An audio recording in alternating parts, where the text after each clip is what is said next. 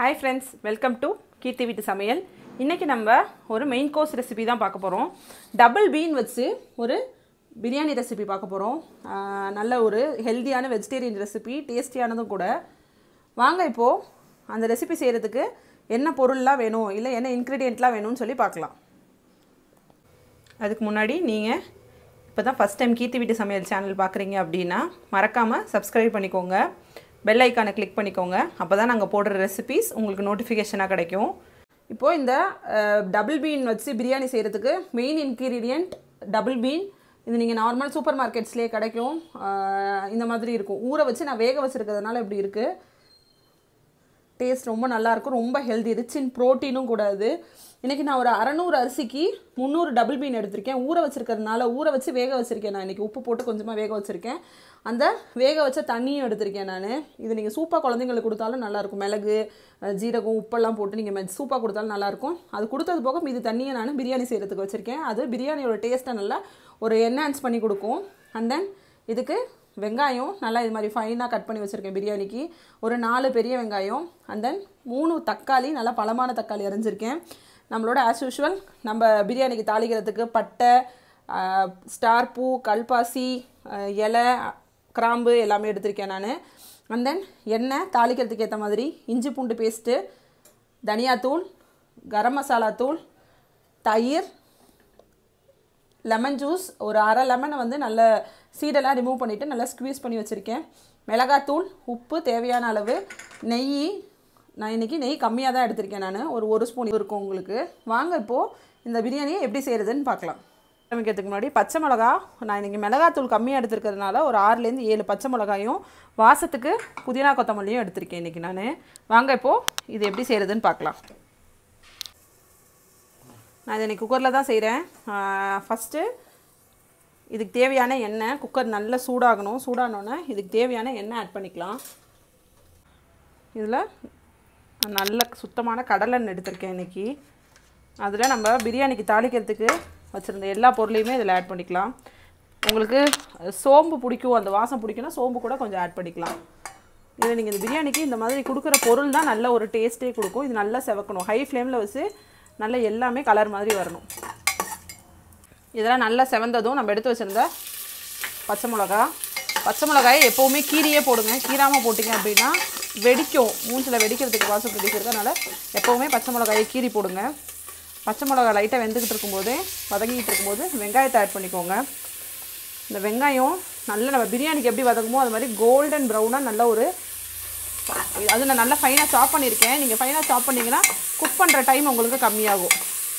நல்லா golden brown வர வரைக்கும் நல்லா வதக்கணும். உப்பு ஆட் பண்ணிக்கிறேன். சீக்கிரம் அது வதங்கிறதுக்காக உப்பு ஆட் பண்ணிக்கிறேன் நான். உப்பு உங்களுக்கு தேவையான அளவு ஆட் பண்ணிக்கோங்க நீங்கள். இந்த வெங்காயம் 50% வெந்ததும் இதில் நான் கொத்தமல்லி கொஞ்சம், புதினா கொஞ்சம், இஞ்சி பூண்டு பேஸ்ட் நம்ம எடுத்து வச்சுருக்கோம். இதுக்கு இஞ்சி பூண்டு பேஸ்ட் கொஞ்சம் நிறையா கொடுங்க. அப்போ தான் நல்லா டேஸ்ட்டாக இருக்கும். அந்த ரைஸ் ஃபுல்லாக இந்த இஞ்சி பூண்டோட வாசம் இறங்கணும், அந்த மாதிரி இருக்கணும். இதை நல்லா வதக்கணும்.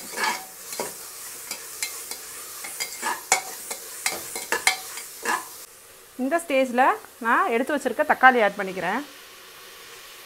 தக்காளி கொஞ்சம் நல்ல புளிப்பான தக்காளியாக இருந்துச்சு அப்படின்னா லெமனை நீங்கள் அவாய்ட் பண்ணிக்கலாம். எனக்கு இன்றைக்கி கொஞ்சம் புளிப்பான தக்காளியே இல்லை அப்படிங்கிறதுனால நான் லெமன் எடுத்திருக்கேன்.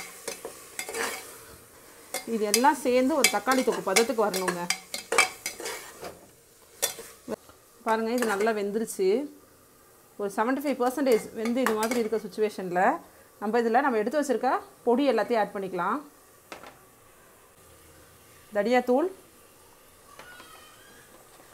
பிரியாணி மசாலா தூள், நான் எடுத்து வச்சுருக்க அரை லெமன், அண்ட் தென் தயிர், மிளகாத்தூள், இது எல்லாத்தையும் போட்டு நல்லா திரும்ப வதக்கணும். இதை ஒரு பேஸ்ட் பதத்துக்கு நல்லா வதக்கி எடுக்கணும். இப்போ இது மாதிரி நல்லா வதங்கி வந்ததும் இதில் நம்ம எடுத்து வச்சுருந்த நெய்யை ஆட் பண்ணிக்கோங்க. அண்ட் தென் நீங்கள் சாதம் கிளறும் போது கொஞ்சம் நெய் ஆட் பண்ணிங்கன்னா நல்ல ஒரு ஃப்ளேவராக இருக்கும். ஸோ இந்த நெய்யும் இந்த மசாலாவோட நல்லா இது பண்ணிக்கோங்க, பரட்டிக்கோங்க. இதுக்கு ரொம்ப அதிகமாக நெய் ஆகாது இந்த ரெசிபிக்கு. கடலை நெய்யும் நல்ல நெய்யும் இருந்துச்சுனாலே இதுக்கு நல்ல ஒரு டேஸ்ட்டாக இருக்கும் இந்த பிரியாணிக்கு. இன்றைக்கி நான் இந்த ரெசிபி செய்கிறதுக்கு பாஸ்மதி ரைஸ் தான் யூஸ் பண்ணியிருக்கேன். எனக்கு 600 பாஸ்மதி ரைஸ் எடுத்திருக்கேன்.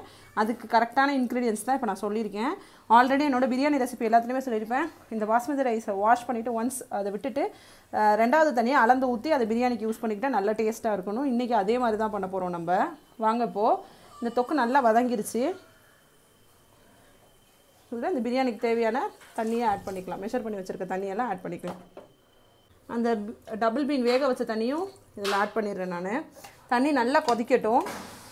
இந்த டைமில் நீங்கள் உப்பு காரம் செக் பண்ணிக்கோங்க. உங்களுக்கு கரெக்டாக இருக்கா, புளிப்பு உப்பு காரம் எல்லாம் கரெக்டாக இருக்கான்னு செக் பண்ணிக்கோங்க. தண்ணி நல்லா கொதிக்க ஆரம்பிச்சிருச்சு. இதில் நம்ம ரைஸ் ஆட் பண்ணிக்கலாம்.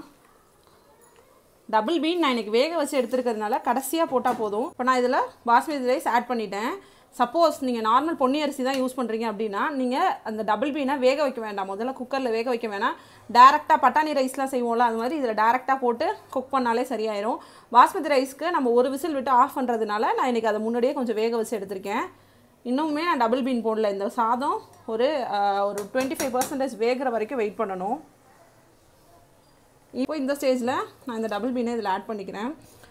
இது நார்மல் பார்க்குறதுக்கு ஜென்ரல் தாளித்த சாதம் மாதிரி தான் இருக்கும். ஆனால் இந்த டபுள் பீன் போடுறப்போ இதோட ஸ்மெல் மோரோவர் நம்மளோட நான்வெஜ் ஸ்மெல் ரீப்ளேஸ் பண்ணுற மாதிரி இருக்கும். நல்ல ஒரு டேஸ்ட்டு, ரிச் இன் ப்ரோட்டீன். குழந்தைங்களுக்குலாம் இது கொடுக்குறப்போ நம்ம ஆல்ரெடி நான்லாம் இப்போ வேக வச்சுட்டேங்கிறதுனால சாப்பிடவே ரொம்ப சாஃப்டாக இருக்கும் இது நம்ம சாப்பிடும்போது. இதை சைடை மட்டும் லைட்டாக, ஏன்னா அரிசி உடஞ்சிடக்கூடாது. இது மேலே லைட்டாக கொத்தமல்லி புதினா ஆட் பண்ணிவிட்டு நான் இன்றைக்கி லிட்டை போட்டு க்ளோஸ் பண்ணி, எப்போவுமே நீங்கள் குக்கர் யூஸ் பண்ணுறப்போ இது வழியாக ப்ரெஷர் வந்ததுக்கப்புறம் விசில் போடுங்க. இல்லை எதுவும் உங்களுக்கு லாக் இருக்குது, இல்லை ஏதாவது அடப்பு இருந்துச்சு அப்படின்னா உங்களுக்கு இந்த இடத்துல நோட்டிஃபை ஆயிரும். நான் இன்றைக்கி ஒரு விசில் வந்து ஒரு 3 மினிட்ஸ் சிம்மில் வச்சு ஆஃப் பண்ண போகிறேன். இப்போ நல்லா ப்ரெஷர் போயிடுச்சு. ஓப்பன் பண்ணி பார்க்கலாம். வாவ், நம்மளோட பிரியாணி நல்ல ஒரு சூப்பரான ஸ்மெல்லு பாருங்கள். உடையாமல் உதிரி உதிரியாக பீனெல்லாம் நல்லா ஸ்பான்சியாக, ஆல்ரெடி நான் வேக வச்சதுனால நல்லா ஸ்பான்சியாக வெந்திருக்கு. இது மேலே லைட்டாக என்கிட்ட நெய் வந்து நான் ஃப்ரிட்ஜில் வச்சதுனால நல்லா உறைஞ்சிருக்கு. ஒரு ஸ்பூன் அளவு நெய் நல்லா ஊற்றி விட்டீங்க அப்படின்னா நல்லா அதோட டேஸ்ட்டை வந்து நான் ஆல்ரெடி சொன்ன மாதிரி நல்லா சூப்பராக எடுத்து கொடுக்கும். அவ்வளோதான், பாருங்கள் நம்மளோட டபுள் பீன் பிரியாணி சூப்பராக ரெடி ஆயிடுச்சு. நான் இதை இப்போ பிளேட்டிங் பண்ணி காட்டுறேன் உங்களுக்கு. நம்மளோட சூப்பரான டபுள் பீன் பிரியாணி ரெடி ஆயிடுச்சு. நல்ல ஒரு டேஸ்ட்டு, நல்ல ஒரு ஃப்ளேவரு. அதுவும் ரைஸில் இந்த டபுள் பீன் வச்சு நம்ம சூ பண்ணும்போது நல்ல ஒரு டேஸ்ட் கிடைக்கிது நமக்கு. ஆனியன் ரைத்தாவோட இதை சர்வ் பண்ணிங்க அப்படின்னா பயங்கரமான காம்பினேஷனாக இருக்கும். இதை நீங்களும் உங்கள் வீட்டில் ட்ரை பண்ணி பாருங்கள். எப்படி வந்துச்சுன்னு கமெண்ட் செக்ஷனில் மறக்காமல் சொல்லுங்கள். கீர்த்தி வீட்டு சமையல் பேஜை லைக் பண்ணுங்கள், கமெண்ட் பண்ணுங்கள். உங்கள் ஃப்ரெண்ட்ஸ் எல்லாம் இதே ரெசிபியை பார்க்கணுன்னு ஆசைப்பட்டீங்க அப்படின்னா ஷேர் பண்ணுங்கள். இப்போ தான் ஃபஸ்ட் டைம் இந்த ரெசிபி பார்க்குறீங்க அப்படின்னா ஷேர் பண்ணுங்கள், சப்ஸ்கிரைப் பண்ணுங்கள். Thank you friends.